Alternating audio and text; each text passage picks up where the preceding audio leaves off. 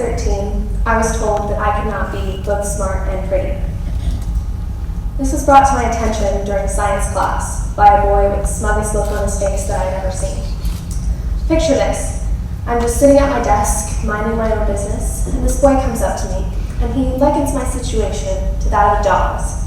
And I suspect that the implication here was that I was a female dog, if you know what I mean. He says to me that dogs cannot be both smart and pretty, so I should just give up and choose one.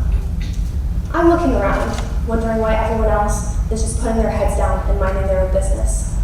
Some of the guys are even chuckling, like this is all some elaborate joke that I'm not meant to take seriously. But the feminist in me tried so hard not to let this jab get to me, but it did. This boy was telling me not to step outside of my gender stereotype, and like the impressionable middle schooler I was, I believed him, which was one of the worst mistakes of my life. These types of insults, which were thinly veiled as compliments, were all too common in my time at Linus Hall in middle school. I was constantly being made fun of for getting the right answer in class by the people that I called my friends, and these were even more hurtful coming from the people that I cared about. And eventually, I stopped being myself in class.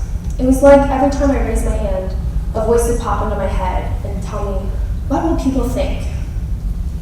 I constantly told these people to stop, but they just told me that I should take it as a compliment because they were just praising me for being smart. But the undertone was always that there was something wrong with me because I wasn't like them. The thing that bothered me so much about these incidents was how none of the smart guys I knew had the same issue. They were all applauded for their intelligence, and I didn't understand why I was being brought down for mine. I grappled with this for quite some time before I realized something. I was not the problem. The mean, callous 8th grade boys who had no idea how to handle a girl that was both smart and feminine were the problem. They saw someone that looked traditionally feminine, and they couldn't comprehend that there was anything more to her than her femininity. The mean and callous 8th grade girls were also the issue. They too had internalized this message of gender stereotypes. My self-proclaimed feminist friends were the same ones who were acting as though my being interested in science and good at school would make me a veritable social pariah. And it is incredible to me that people who call themselves feminists can still be so unsupportive of women who are trying so desperately to break the ridiculous gender stereotypes of our world. I sincerely hope that since then, they've learned that women can be anything we want to be. Once I realized this, I was so angry at myself that I had let them prevent me from getting the most out of my education. So I threw myself into things that made me happy. I explored everything that makes me who I am. Now, my favorite class is science, the same place where I was originally put down. I found a love for astrophysics, and I read all I could about the wonders of outer space. I actually let myself enjoy fashion and art. And I also found out how much I love the sciences. I learned that I don't hate myself for my femininity. In fact, I love myself even more for it. But I also love my ability to be logical and my passion for everything that I do. In other words, I love myself for my ability to be both a smart dog and a pretty dog. Michelle Obama once said, "I decided that I wasn't bossy. I was strong. I wasn't loud. I was a young woman with something important to say." As a strong-willed dog, one of the most common insults I encountered was people telling me that I was too bossy, and I always said thank you. Even back before I had my little revelation, I always tried to spin these insults into compliments, and I still do. Strong female role models like Michelle Obama have shown me just how much I can aspire to be, if only I listen to myself and not others.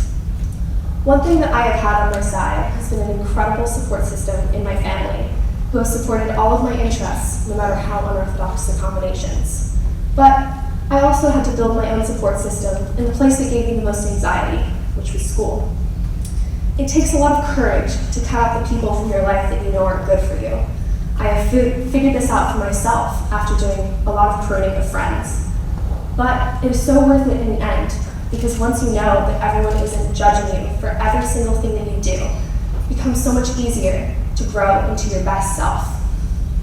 Now, when people give me the side eye for knowing the answer in class, or roll their eyes when I tell them what score I got on an assignment, I have the ability to let it slide off of my back. I know that my problems aren't over, and I don't think they ever will be. The mean and callous 8th grade students have grown into mean and callous 9th grade students who will go on to 10th and 11th and so on. These sorts of people will always be in my life. That's inescapable. But the fact that I don't care about how they see me has helped me and will help me lead a happier and healthier life. This has been one of the most valuable lessons that I have ever learned, and I sincerely hope that all of you can learn it for yourselves.